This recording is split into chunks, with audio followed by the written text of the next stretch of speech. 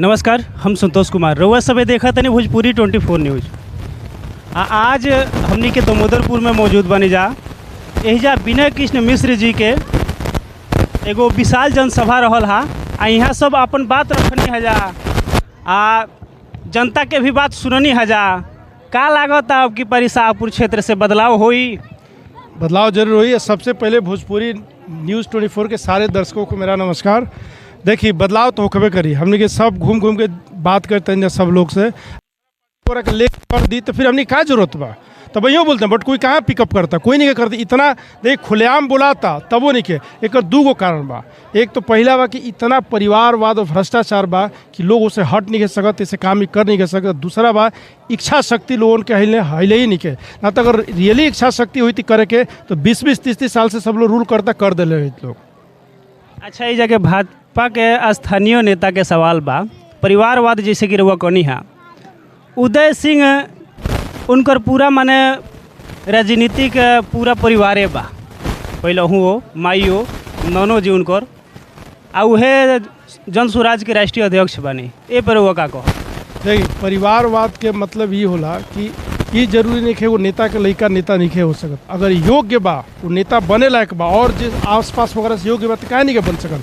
हमने के परिवारवाद के बात काहे करते जा कि बिना कुछ कैले, बिना बढ़िया से पढ़ाई के लिए, कोनो एक्सपीरियंस नहीं, कुछ नहीं के, बस हमें बेटा ही एगो बड़ा नेता के हमारा मिल जाता पावर। तो यही चीज़ के अगेंस्ट बन जाए। परिवारवाद का मतलब ये नहीं है कि योग्य बा काहे ना करे, वही।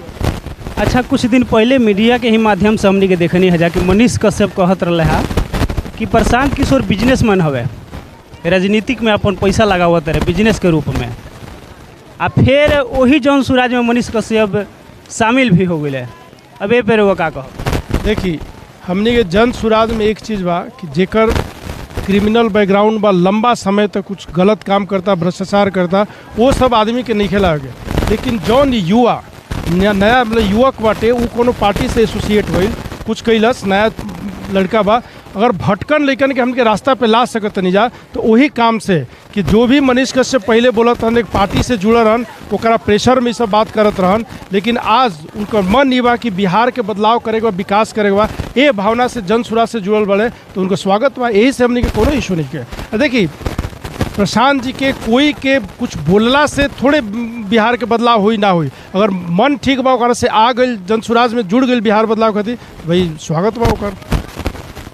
अच्छा, ये साहेबपुर क्षेत्र में जैसे कि एजा रउआ सभा करौनी, ऐसे जैसे अनुरानी झाबड़ी, पद्मा ओझा अलग अलग गुट बना के सभा करता लोग। एकरा से जन सुराज के फायदा होई कि घाटा होई? नहीं, गुट नहीं के। देखी, बात ही बा कि हम अकेला, जैसे कि रउआ अपना के भावी प्रत्याशी बताओ तनी, पद्मो ओझा अपना के भावी प्रत्याशी, अनुरानी ओझा अपना के भावी प्रत्याशी। हर पार्टी में, कोनो पार्टी में देखिए 3-4 आदमी ट्राई करे कि भाई हमारा टिकट मिल जाओ लड़े के बाद। लेकिन एक चीज़ जन सुराज के प्रचार कर रहा बा तो हमने के जरूरी बा जन सुराज बढ़िया हुई सब कुछ हो जाए। हमने के देखिए नेता बने खातिर वैसा नेता बन जाए कि भाई नेता बन के वो हमारा या पैसा लूटे बा। हमने के समाज में विकास खातिर आयल बन जाए, समाज सेवा करे खातिर तो हम करी चाहे दूसरा कोई करे, क्या ओकरा संतर पड़े के बा।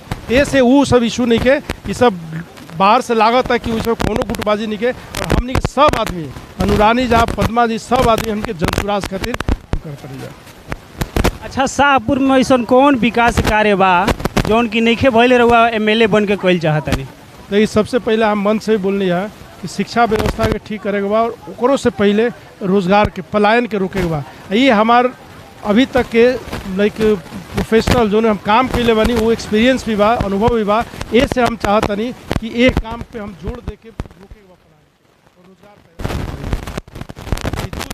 दो समस्या पे पहले यही काम। अच्छा, विश्वास बा कि सुराज? देखिए, हम बोले कि जन सुराज से हमारा टिकट मिले चाहे कोई और के भी मिले, जन सुराज अगर जीती तो सारा जो चीज़ बोलते हैं जब काम हुई। अब देखिए, पार्टी में इतना लोग हुआ, टिकट तो कोई एक ही आदमी के मिले, मतलब थोड़े बाकी आपस में बैर हो गए हम जन सुराज छोड़ दिए। हमने के बिहार के विकास खातिर आयल जब बदलाव खातिर आयल जा, कोई भी वो काम के कर देवे कोनो बुराई नहीं, तो हम करी चाहे कोई और करे। फिर रहू तीनों आदमी जो शाहपुर में अपना भावी प्रत्याशी एक मंच पे फिर काहे नहीं खिंचावा? आइब जा मंच पे हमने के पहलू आयल बनी जा, अभी भी आइब जा। अभी देखी तीनों आदमी अलग अलग काहे प्रचार करता है, ये से कि ज़्यादा हमने के लोगन तक अपन बात पहुंचा सकते हैं। अगर तीनों ये मान ली कि आज के मंच पे तीनों आदमी हमने के जा रहती जा तो एक ही सभा हुई, ये तीनों आदमी 3 जगह आज सभा कर रहे बड़े सुबह से, हमने के 3 जगह पहुँच गए नहीं जा। तो यही खातिर कि ज़्यादा से ज़्यादा जनता में पहुँचे के बाद अपन बात रखे के बाद समझावे के बाद कि भाई बिहार के जो हमने के दुर्गति बा एक से कैसे बाहर निकल सकते नहीं जा, ये से हमने के अलग। अच्छा, यहाँ के नाम सुनीता दुबे है और यहाँ के मतलब हमार पत्नी भी है, बट इहो जन सुराज से यहाँ के बानी, मैं जन सुराज से जुड़ल बनी यहाँ के। अच्छा, ये बताएं, यदि जन सुराज यदि रउआ परिवार में टिकट पहले देवे के सोचे तो यहाँ के मिले के चाहिए कि रउआ के? किसी को भी मिलेगा, साथ हम दोनों काम करेंगे।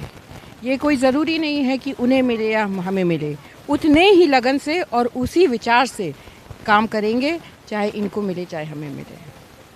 अच्छा, जन सुराज जुड़े से पहले रउआ क्या करत रही?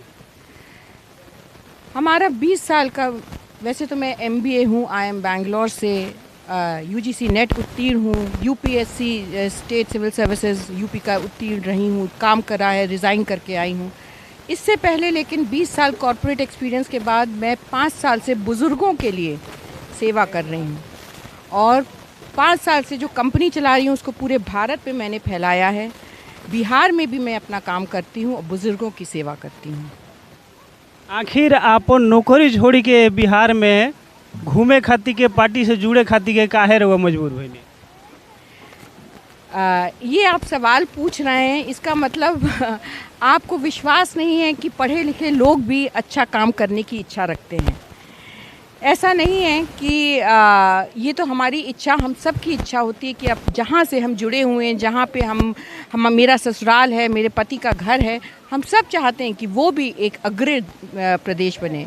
सब कुछ हमने पा लिया है, हम फाइनेंशियली स्टेबल हैं, हमारे बच्चे पढ़ के नौकरी की दिशा में जा रहे हैं, लेकिन कुछ तो हमारा सामाजिक दायित्व भी बनता है। इसलिए जब हमने देखा कि प्रशांत किशोर जी जिस परिकल्पना की तरफ, जो बिहार को एक अग्रणी राज्य बनाने की जो परिकल्पना को लेकर चल रहे हैं, उनके उस विज़न से हम लोगों का विज़न मिलता है और इसको वास्तविकता में, जो अभी तक अप्राप्य लग रहा था, अब लग रहा है कि वास्तविकता में परिवर्तित हो जाएगा और बिहार एक विकासशील और अग्रणी राज्य बनेगा। और इसीलिए हम लोग जुड़े हैं, क्योंकि हमें अब आशा हो रही है कि हम जो अपना योगदान कर पाएंगे उससे ये समाज सुधर पाएगा। अच्छा, एगो लास्ट प्रश्न बा, ई लोग जितना जुटो रहल हा, ई सब रउआ पे कैसे विश्वास करी, कैसे विश्वास में लाइब जा? देखिए, वो बात हमेशा प्रशांत जी बोले ले कि कोनो बीमारी अगर हमनी के बा, 2 गो दवा हमनी के 3 गो दवा ट्राई कर चुकल बन जाए, बीजेपी वाला दवा, RJD वाला दवा, JDU वाला दवा, वो दवा से मान ली कि बीमारी ठीक नहीं हो। एगो नया दवा बाजार में आइल बा, हो सकेला कि 50% चांस है उससे बीमारी ठीक हो जाए, तो वो ट्राई करब कि ना बताई, जरूर से बताई जा करब नू। तो वह चीज़ बा कि नया हमनी के पार्टी बा, ठीक है, हम कुछ कभी कैले नहीं की, विश्वास नहीं दिला सकत। लेकिन एक और चीज़ बताओ तनी, हमने गांव में घूमत जा, जैसे यहाँ पे पीछे माता लोग बात सब समस्या बताओ था कि हमारा हई कार्ड नहीं, वो सब के भी हमने की इन्फॉर्मेशन कलेक्ट करके काम करत जा। देखिए, काम समाज में सेवा करे खातिर नेता बनल वैसा जरूरी नहीं के, नेता बने खातिर हमके यही से घूमत जा कि लार्जर स्केल पे ज़्यादा इम्पैक्ट हमके कर पाई जा, ना तो छोटा मोटा काम करेंगे तब वही हमके सक्षम बने जा और करत जा।